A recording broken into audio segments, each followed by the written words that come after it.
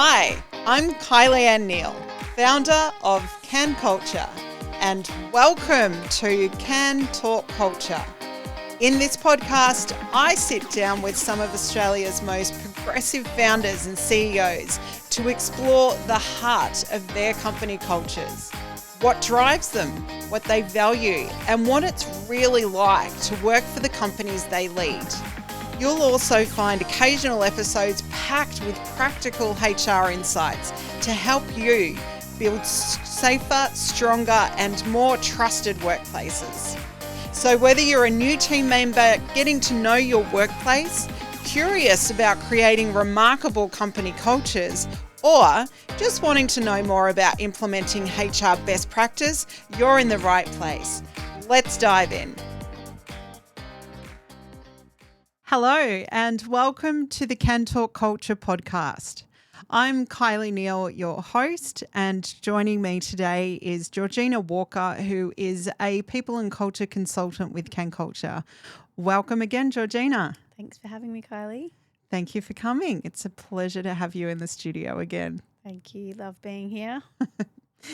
Now, something that we hear a lot is we're probably too small for HR. And what normally sits underneath that comment is we'll get HR when we really need it.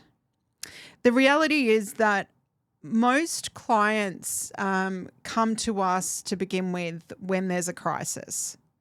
We base our model over that because that's the way that it has happened from the start. Is smaller organizations, they don't think I need to set up my people practices from day one. I'll get a HR professional in to help me. It's normally when there's something not going right. It might be a performance concern that's distracting productivity. It might be policies that they don't have in place. It might be legislation that they've heard on the radio that they don't know whether they're compliant with. Like, there's a whole array of problems that happen in a business that create crisis that HR professionals are then called in to resolve.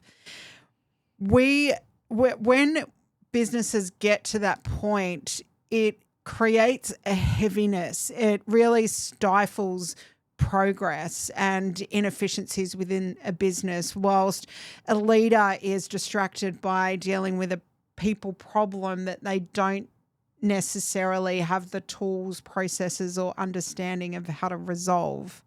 So it's not a failure for businesses to work in that way. It's actually really, really common.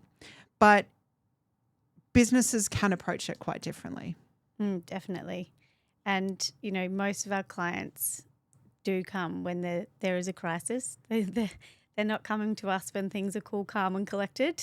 Something's already landed and we need to help them problem solve. You know, a people issue that can't be ignored or a situation that may feel too risky. So our first job in these moments is to stabilise.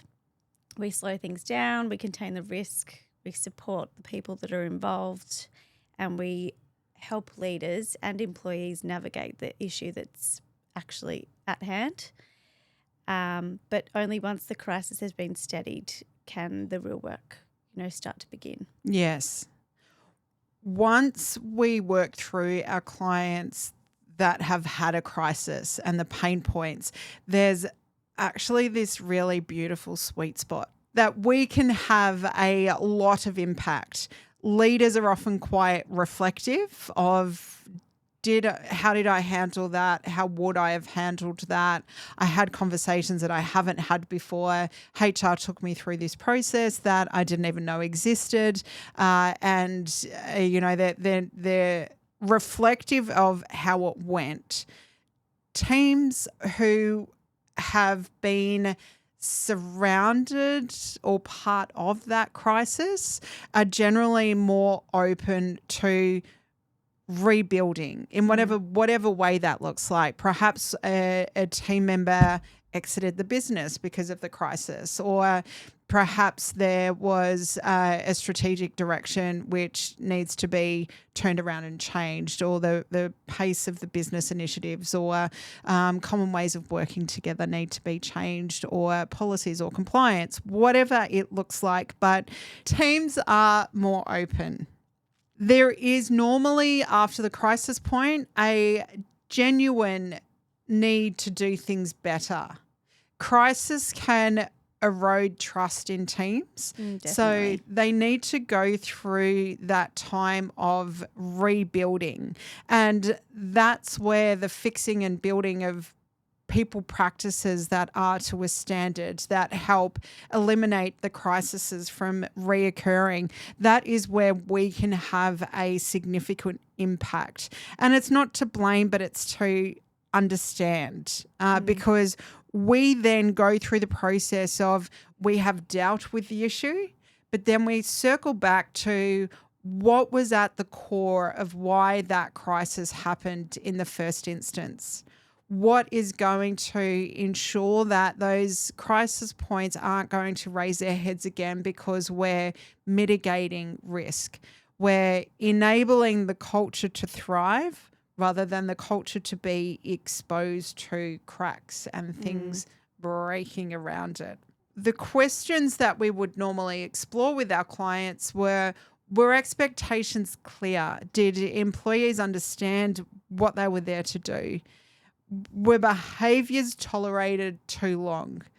I think that's a very, very common thing. Yes. As businesses are growing, if someone's an expert and they've been at the business since it was a startup and they have so much knowledge and expertise in a particular area, but the behaviours behind it are just tolerated because of that. As the team builds and more people are connected into the ecosystem of that team, the less tolerance leaders and founders should have on those poor behaviours. Another question that we would generally ask is, were managers or leaders supported? Do the managers know how to manage? Do leaders know how to lead?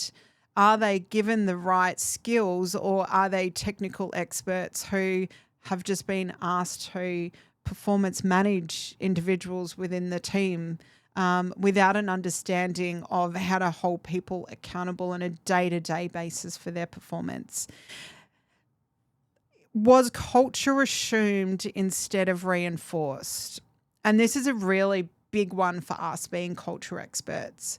So culture in a really small team, culture is assumed. But as you have people that are connecting into the business, it's really important that companies go through the process of articulating what their values are, understanding what their rhythms, rituals, and reflections are throughout the years, understanding what the company policies are, understanding what the guardrails of working for that particular organisation are. And in absence of all of that in place, it's really difficult to hold people accountable for maintaining the culture. So they're the types of things that we would generally uncover in that sweet spot just after the crisis point. And how many times do new clients come to us and say, I wish we had engaged with you sooner, or I wish we'd done this sooner?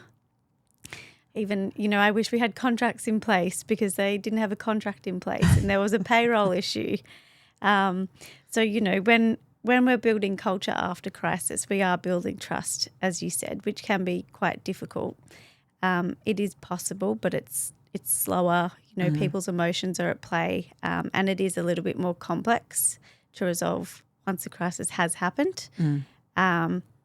If HR had been flowing well and in place before a crisis, it's not to say that you need HR and the crisis wouldn't have happened, but early support helps leaders identify potential signs and warnings before something is to occur. So, it helps address pain points before they come painful.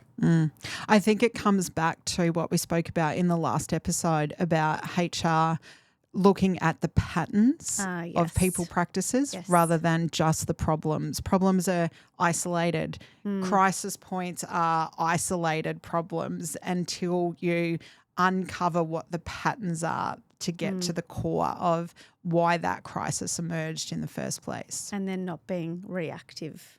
Yes. I honestly believe that no business is too small for HR.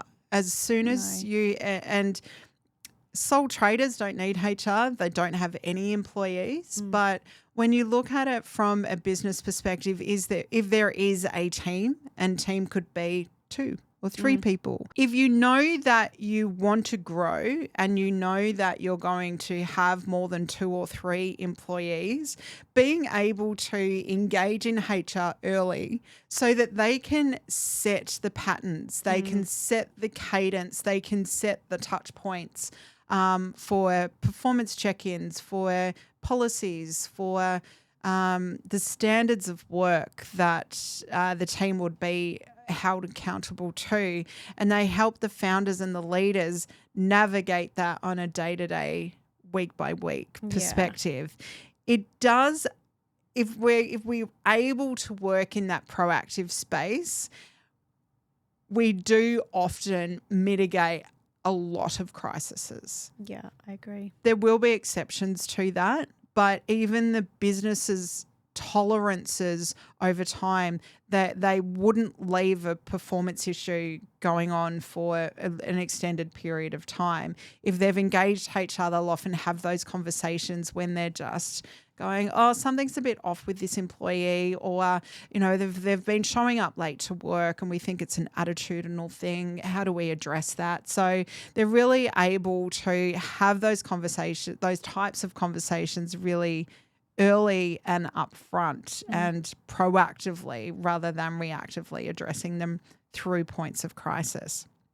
You know, it's all well and good to engage in a HR person, but obviously these small businesses that we're talking about, they don't need a full-time HR person. The beauty of the work that not only we do, I mean, there's a lot of HR consultants out there these days, but I feel the mindset of how to engage HR is becoming a lot more flexible. Small businesses don't need a full-time HR manager. No, definitely not.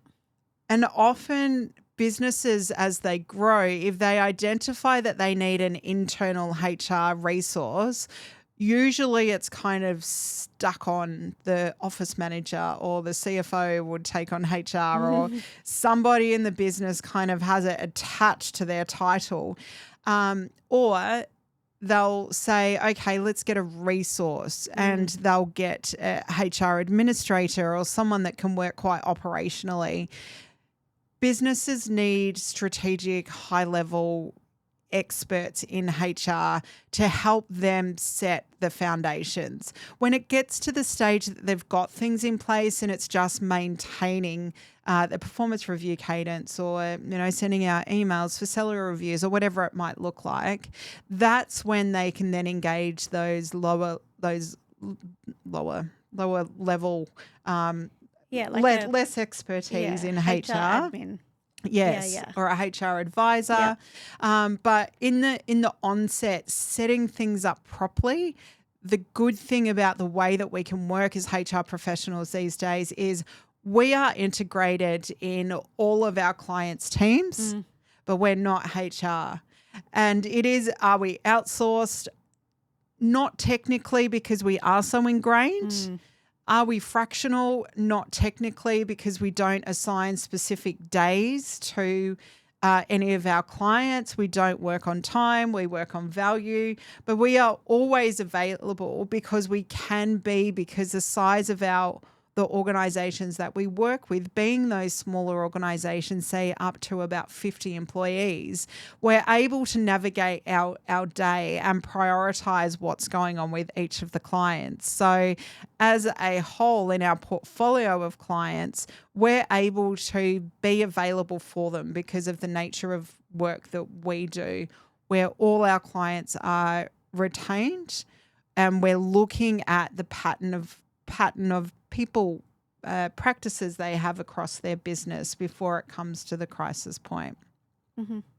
So if you are listening to this because something's already happened, you aren't too late. And if things are flowing extremely well right now is the perfect opportunity to engage in a HR advisor or consultant.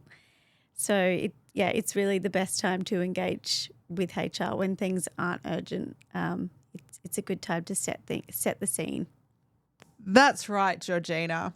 So if you are a small business or you're a founder with a small team and you feel yourself getting even slightly distracted, it might be, where's my next hire going to come from? Or what role do I need to hire for next? Or, how do I say the right things without getting myself, stuck with psychosocial claims, whatever it might be? How do I identify psychosocial risks in my business so that I'm doing it right? Contracts are a big thing for me at the moment. Sorry. How do I get a contract? Yeah. How do I get a suite of policies? Mm-hmm. How do I make sure that I'm compliant? How do I reduce my sleepless nights because I know that my people practices are in place and I know that my company's compliant? Yes. There are so many things. If there's a person attached to your business, there is so many ways that we can play a part of to set the structure, set the foundation so that you as a founder, a business owner, a leader can focus on what you do best, which is your product, your purpose, your offering, and allow us or a HR consultant to take care of the foundational and the structures and the cadence of your organization so that your people practices flow, and also so that the people that you are attracting into your business, you are confident that they're having a really good experience in your workplace. Yeah. So get HR early. We're here. We are here. So if you would like to know more about Kan Culture, please send us an email at hello@kanculture, that's KANKULTURE.com, and we would be happy to jump on a call and just talk about what's going on in your workplace and what your people practices look like today and how we can help. Thank you for listening. We'll see you next time. Thanks for joining me on Kan Talk Kulture. I'm Kylie Anne Neal.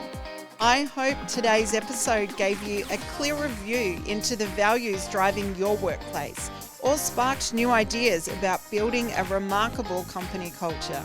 If you're a founder or CEO interested in sharing your culture story, or if you're looking to build a safer, stronger, and more trusted workplace, let's connect. Visit kanculture.com. That's KANKULTURE.com to learn more. Please hit that subscribe button to hear more real conversations with founders and CEOs and hands-on episodes full of people-first culture advice. I look forward to connecting with you on our next episode.